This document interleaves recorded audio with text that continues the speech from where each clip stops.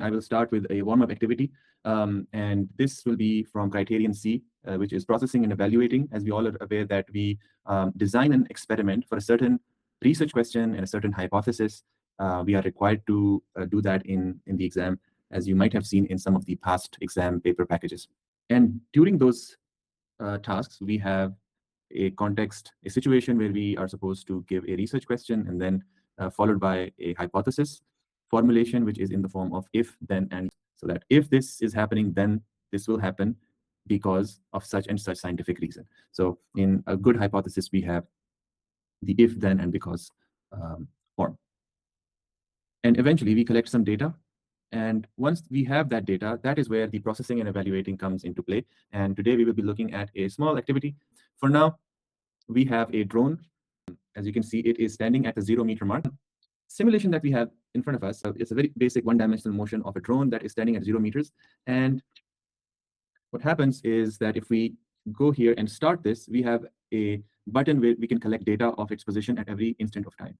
So if I start the motion and I start picking up data, you can see that at every time I press this button, I'm collecting more and more data. So I can pause it and you can see that now, starting from, because I couldn't click exactly at the 0th second, I didn't collect data for it, but we all know that at 0 seconds, the drone was at 0 meter mark. So 0.7 and then so on and so forth, you can see that the data is written in descending order. However, we can flip it later on. So key things to notice here is that whenever we are designing a table in the MYP assessment, we do give it a title. We write the independent variable traditionally first with the units in which we are measuring it in the bracket. The dependent quantity here is the displacement one with its units in meters. All right. Now, what is the problem that we are solving? I'm bringing you to that. And this will be a 15-minute activity. We are already 8 minutes into it. 7 minutes are left. So I would invite you to take a look at this task with me. So this data that we talked about has been collected for us over here. And as you can see, time and displacement is being tabulated in this table for you. And there's already a graph also drawn that shows the motion of the object. At this point, I would like to put a question to you and ask you that what mathematical model describes this function? Okay, it is a nonlinear motion. That is factually correct. But that is like saying if you have an apple on the table, that is like saying it is food. That's like such a big categorization that we are at loss of some information. So we need to be a bit more specific because that e-assessment is a place where specific language is appreciated and rewarded. Alicia thinks it's exponential. Now, you all have heard the command term explain in MYP and in DP. Can anyone tell me what does explain mean? If I ask Alicia to explain how it is exponential, what would he be bound to do to respond to the command term of explain? Anyone? Because I'm about to ask Alicia to explain why he thinks it's exponential. But we should all agree on the command term explain first.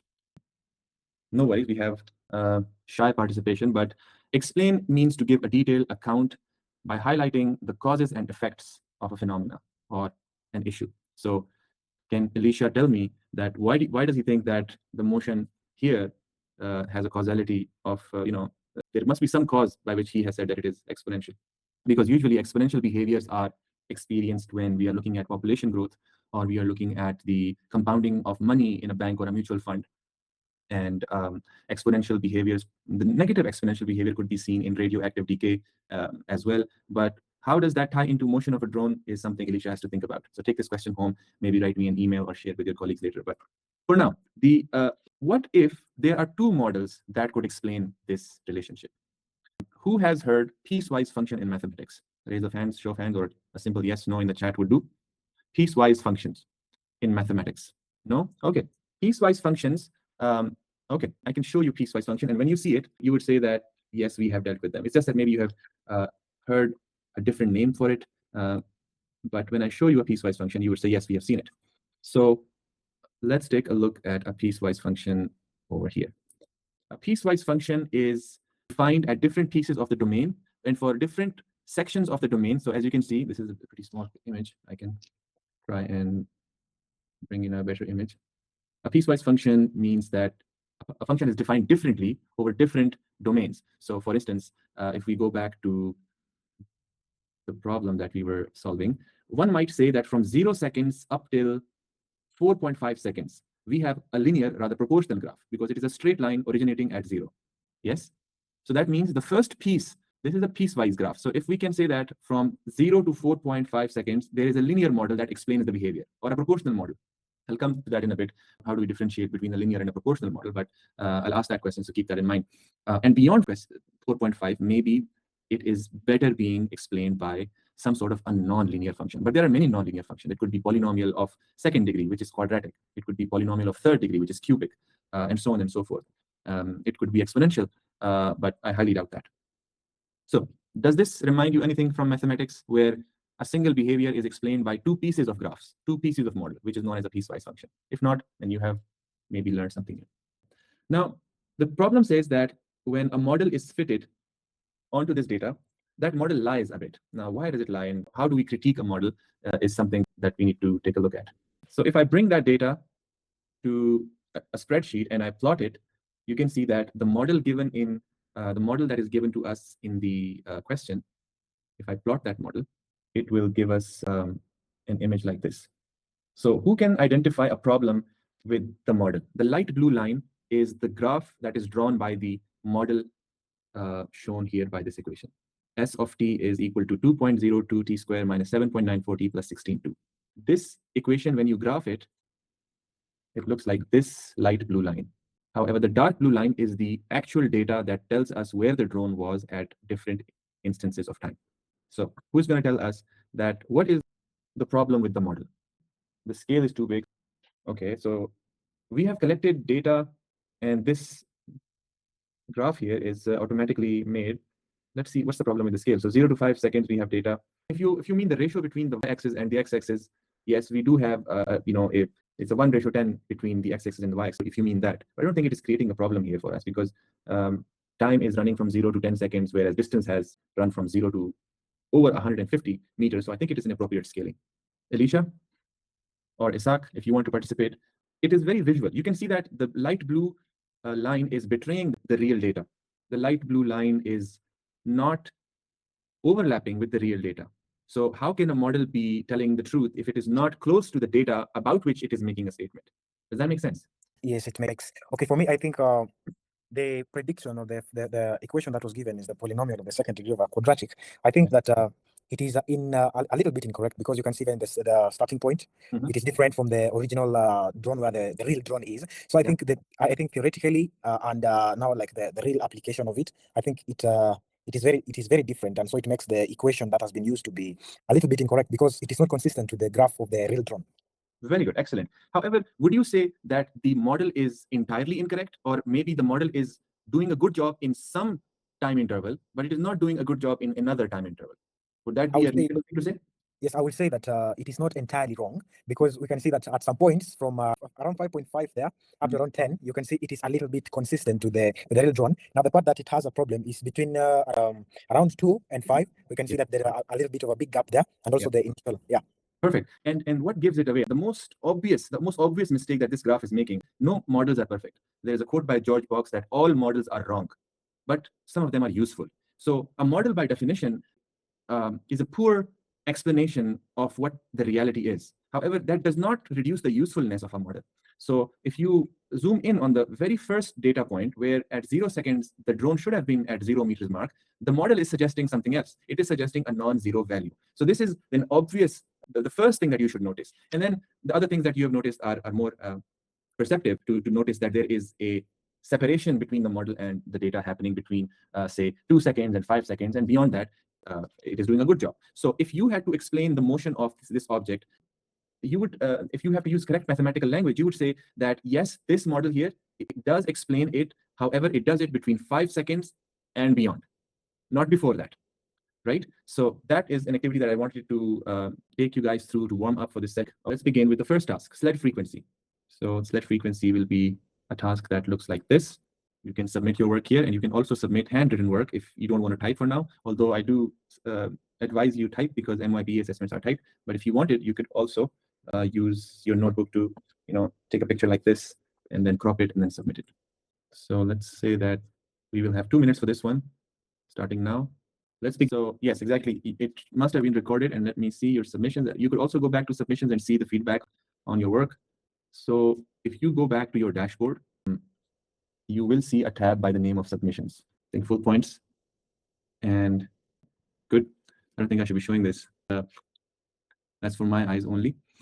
So maybe one of you guys could explain what you did. Frequency of a sledge revolution, how did you find it? Maybe just a description would do. Anyone? First place, I converted the 2 minutes into like seconds. So 2 into 60, which gives 120. And then 18 by 120 gives you the frequency. Right. So if I ask, the formula for frequency would be the reciprocal of the time period? Yeah. Okay. So basically you used F equals to 1 over capital. Okay. T. Now, yeah. Who can give me the difference between time written with small t and time written with capital T? That's a bonus question for you. No, oh, we have Alicia. Yes, go ahead. Okay, let me try. I think time with the small letter t means a specific time, and then the time with the capital T means the total time. Is that correct? Yeah, I mean, yes, we can improve the language here, but more or less you're correct.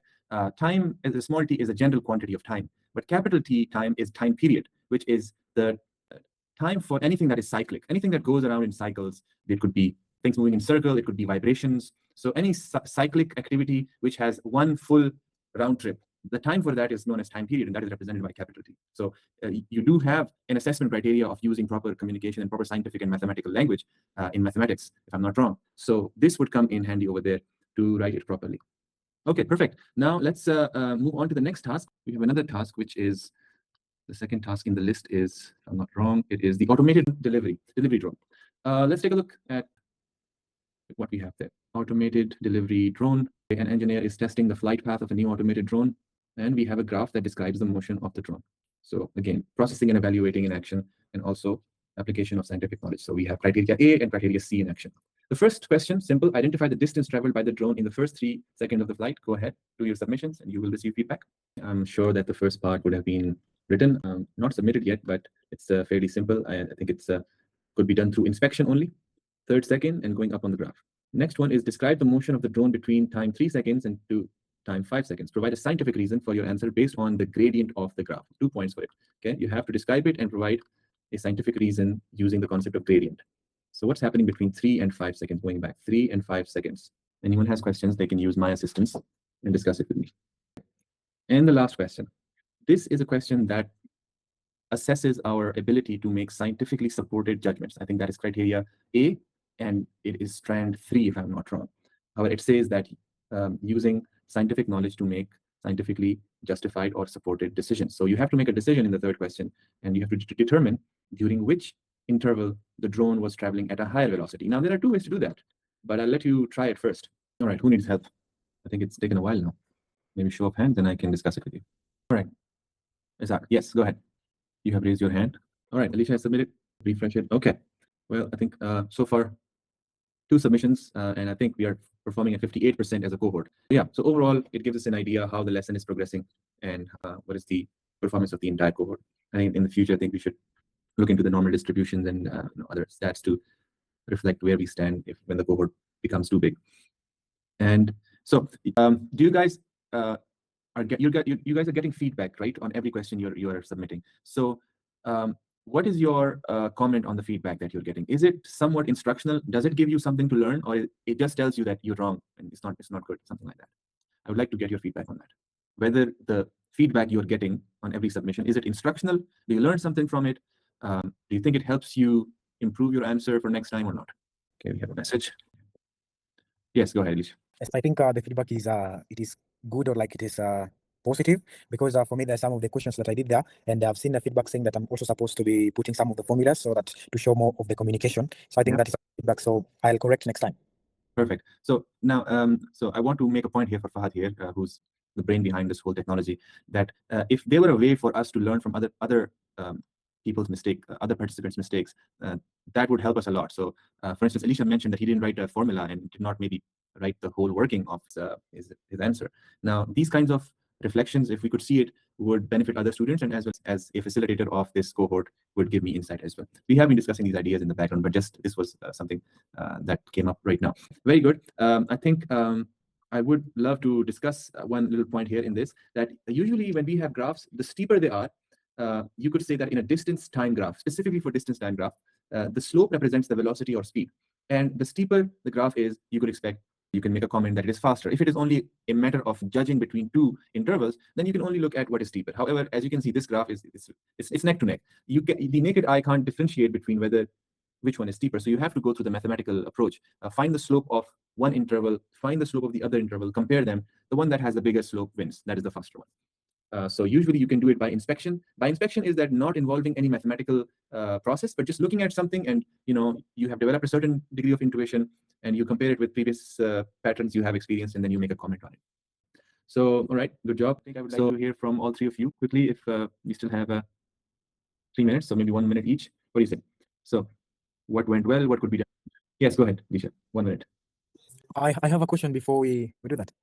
About just what you have done. I've seen one of the responses having 18, and you say that they are supposed to a little bit explain. So I don't know if the person who gave the response could explain how they got that, because maybe they could have also have another idea of how they got that. I was interested in that as well.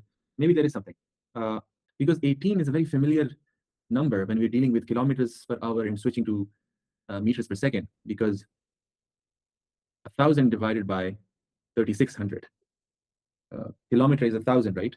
So 1,000 gives 5 over 18. I was wondering that maybe they're mentioning that, but not with a very clear language. But I had my doubts that perhaps 1,000 over 3,600 in a fractional form does have an 18 and a 5 in it, I think, right? So I think they were onto something, but maybe lack of proper communication. Yeah, exactly. We got your point now. We'll fix it, but I think you should also try to improve the communication part of your working. Okay. Any feedback quickly so that we can wrap it up and hopefully plan for a future event? What went well? What could be done better? Let's hear it from Dishita. I think she has left. Alicia, any comment? Okay, I think the session has been good and productive. For me, I've learned different things that I didn't know. Some of the comments have really helped me, and I know that coming to the assessment, I'll be a little bit far from where I was in the corrections. One of the comments just to make to maybe Isaac and Dishita, if maybe she could come, is about just welcoming many other students to come during this time, because for the baccalaureates, I found that they're giving the free time during the April period, so that they're having these free labs that you're having like for today. So if you could find many other students to come in to just advise together, I think could have been it can be a very, very helpful session to them and even to the community of baccalaureates itself. And I want to say thank you, sir, for your support and for your support that you have been given to me, and even to Isaac. He's actually one of my classmates. I brought him in, and he's one of those guys who came in, and I really want to thank Isaac for that. Thank you, sir.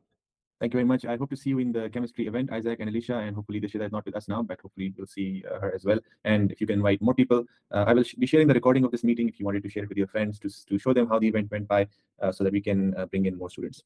So if there's no comment from Isaac, is there? So from this session, I've learned that I should include more units in the formula. So in that I was not getting some marks due to lack of formulas. I'm glad that it was beneficial in some way. So we will plan more sessions, and I invite you to spread the word, invite more friends so that we can improve on these sessions. Thank you very much for joining. See you in the Thursday event for chemistry. Right. Thank you. Right. Take care.